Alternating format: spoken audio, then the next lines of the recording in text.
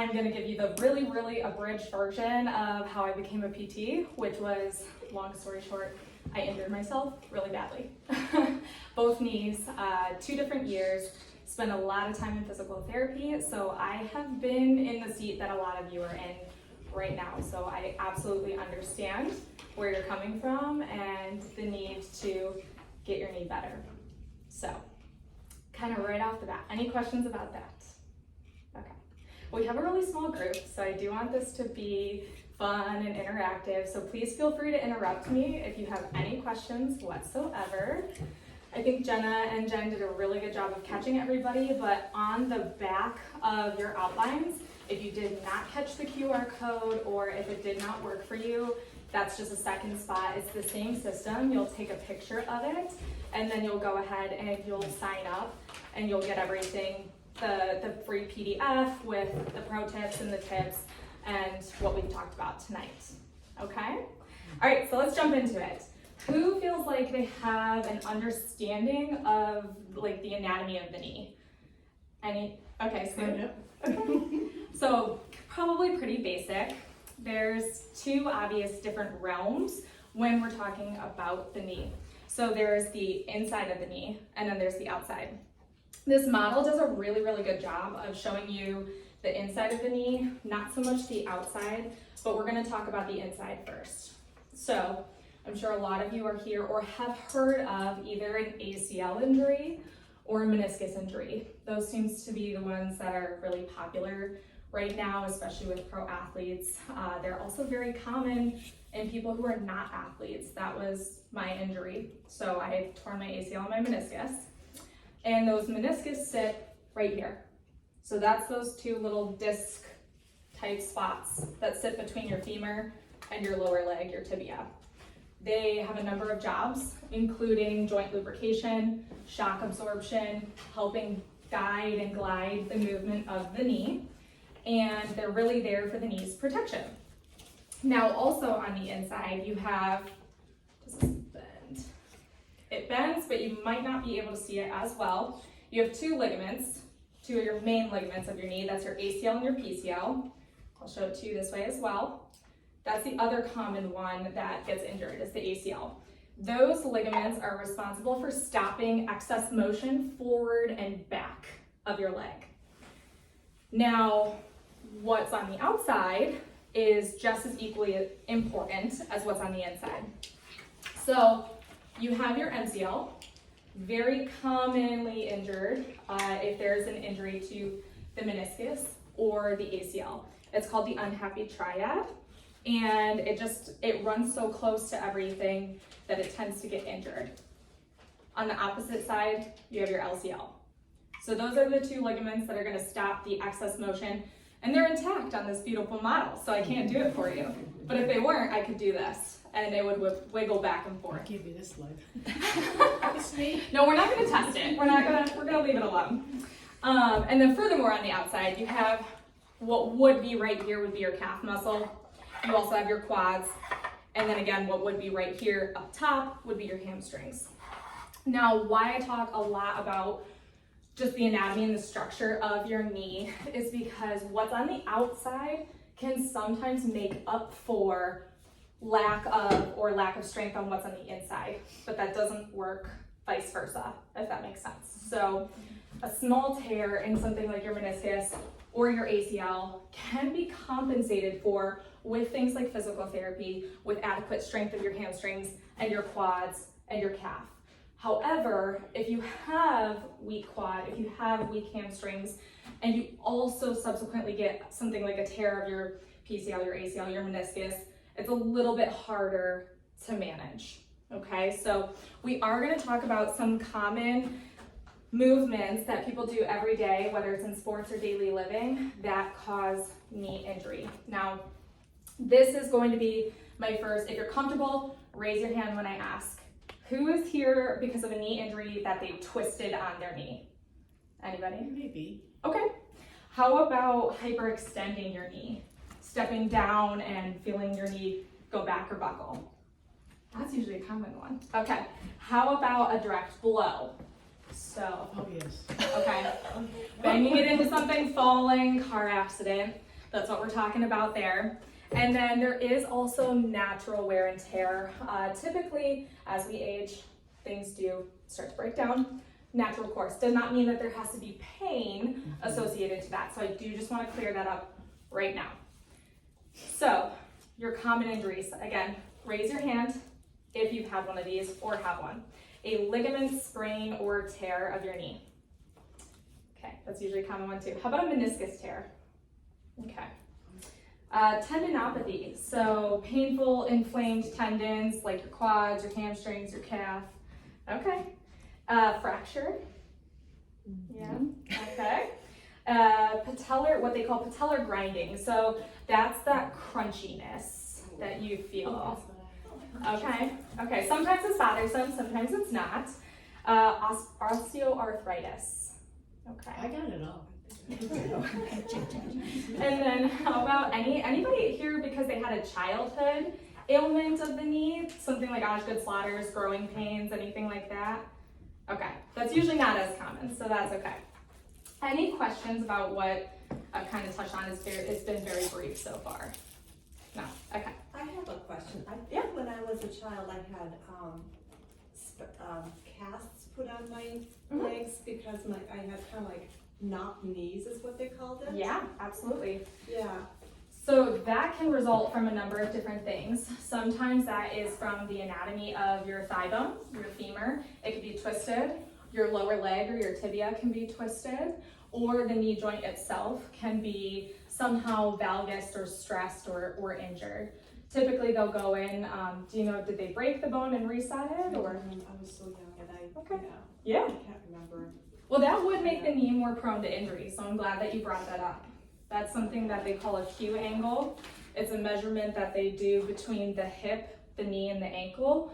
It's usually larger in women, which is why you do see a lot of female athletes getting things like those ACL tears. So it makes the leg kind of more like a V. But yeah, good question, great question.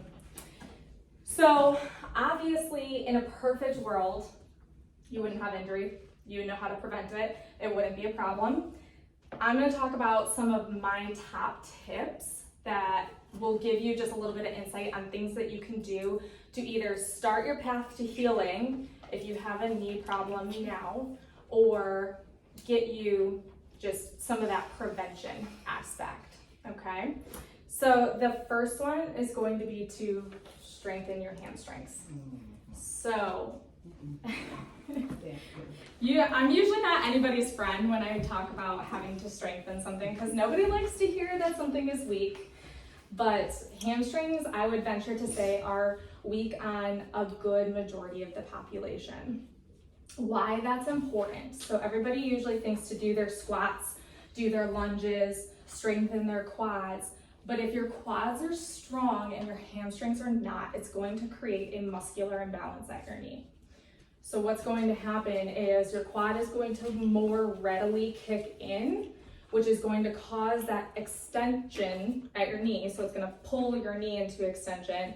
And this is not going to be able to make up for it, to provide adequate strength. You're not going to be able to bend as readily. And then if you do get an injury and you do get swelling, and then we're going to talk about that in a couple minutes, you do get swelling, it shuts down your quads, then you're going to even further that imbalance. So strengthening your hamstrings is a big one. Anybody familiar with some good hamstring exercises that they love? How about a hamstring stretch? We start there. Who feels like they have tight hamstrings? Okay.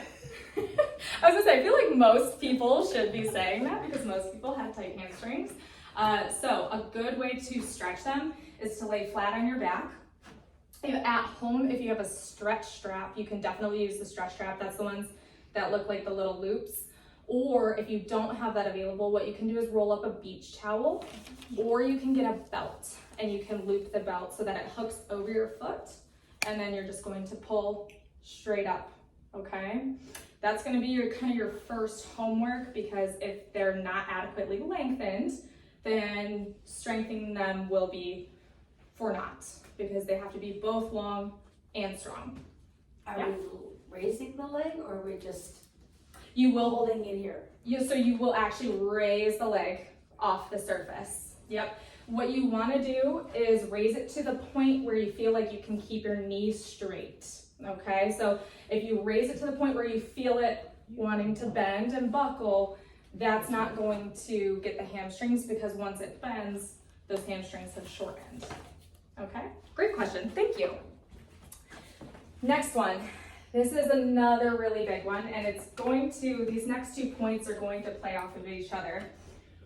When you're lowering yourself to the ground, so when you're squatting, whether it's to do it as an exercise or to pick something up off of the floor, do not let your knees come together, okay?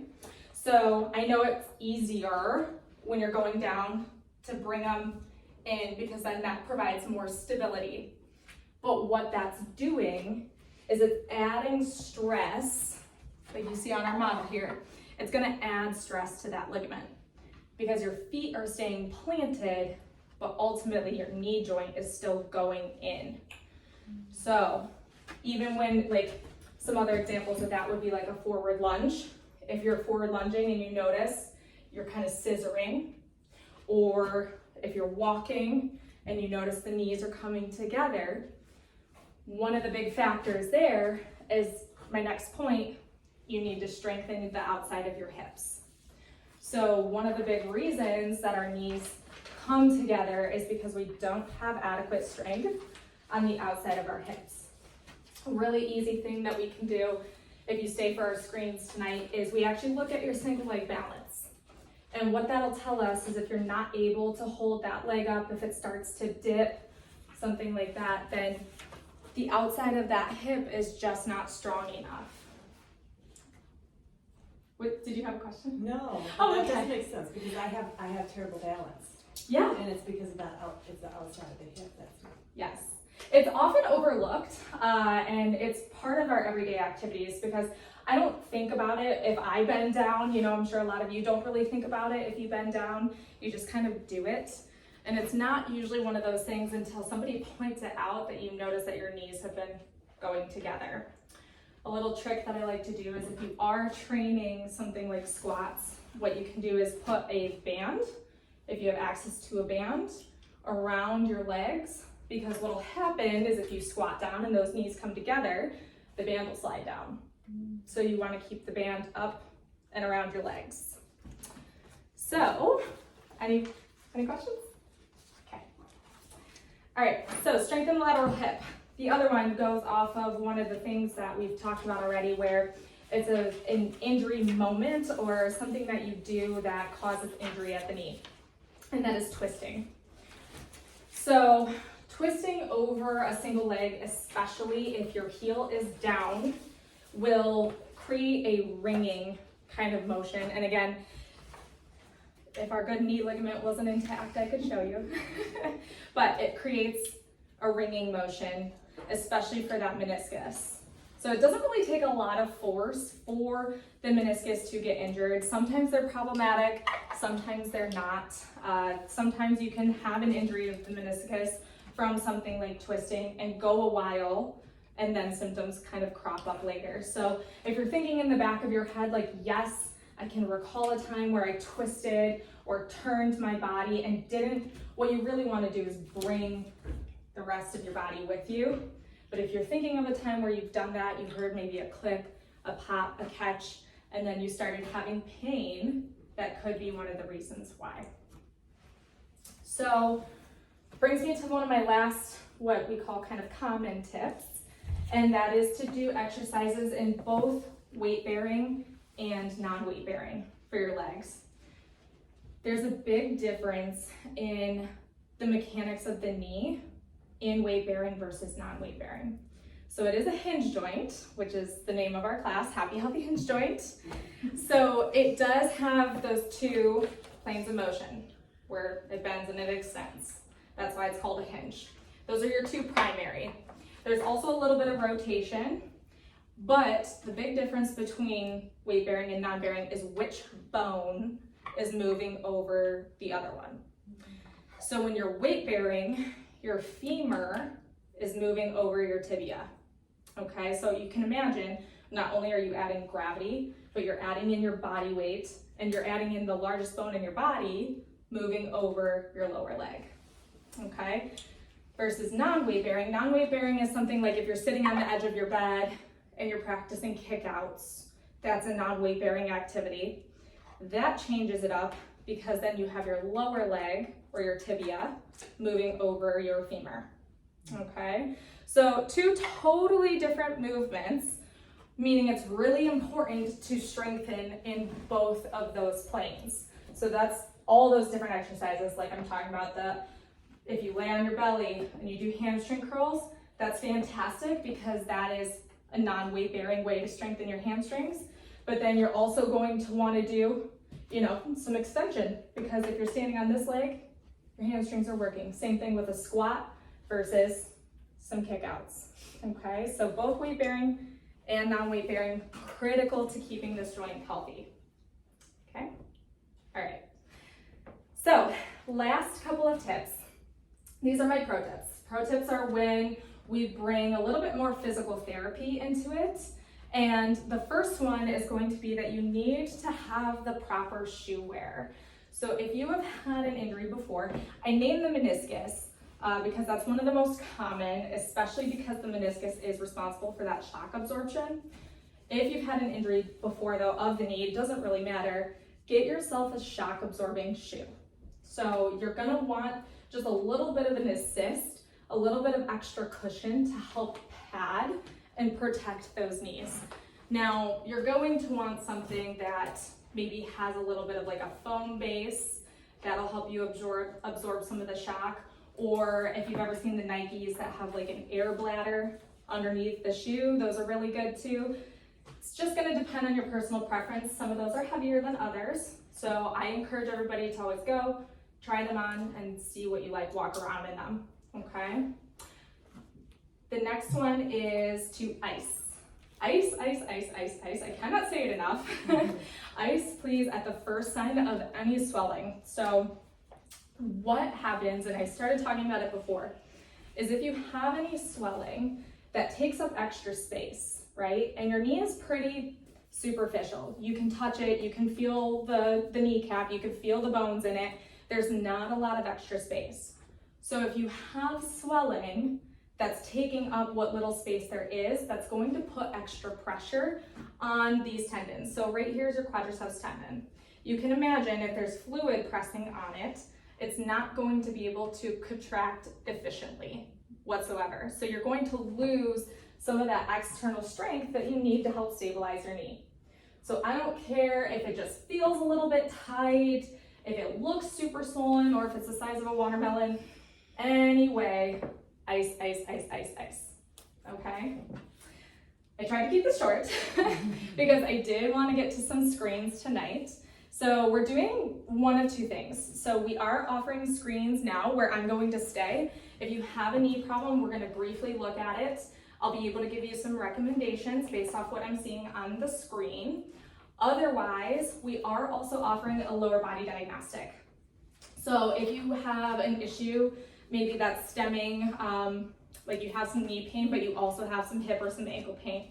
If you know you have an injury that's a little bit more involved, that you feel like is going to need a lot more in-depth of an evaluation, or if you just can't stay for the screens tonight, the lower body diagnostic is going to be a 30-minute session. It's going to be scheduled separately. Jenna can help you up at the front to schedule that. That will also be with me.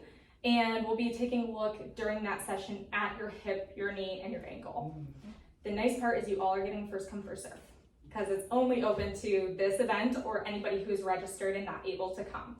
So it's going to be pretty limited because it's also at a steep, steep discount. So she can talk to you about that up there.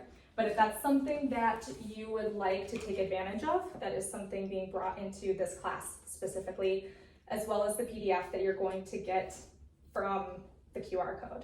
And that'll kind of reiterate those tips and tricks in more details.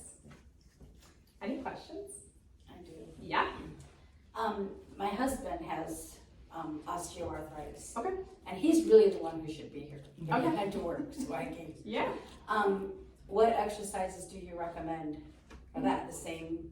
I would say just start with these tips and exercises to get some hamstring strengthening in. Make sure that he's doing things in both weight bearing and non-weight bearing. It would be a little bit easier to make a specific recommendation to him if I was seeing him. But I would start there, get a shock absorbing shoe. There are also a lot of benefits to seeing a physical therapist where you can get some manual techniques. So those are things that you really can't facilitate yourself that do really help mitigate some of the pain. So we talked about OA, that's one of the common injuries, but that does not mean that the knee has to be painful. He's having every joint, but especially knees and ankles. That's very common At the end presentation. of the day, Yeah. he can hardly walk. Okay. So a pumping mechanism will really help. Pump the ankles, pump the knees, keep them moving, keep the available range. That goes for anybody. If you find that you're starting to get limited in a joint, you want to use the motion that you have, because if you don't use it, you're going to lose it. So really keeping that knee active between both bending and straightening, and also trying some of these. Okay. Mary Beth, the PDF has some pictures of some exercises that we're recommending, and he would also be able to come in for that lower body diagnostic Oh, that would be good. because he couldn't make it and you came. So Thank you. Yeah, absolutely. Any other questions? Okay. All right. you guys Well, thank you all for coming. Thank you. It's great to see you done.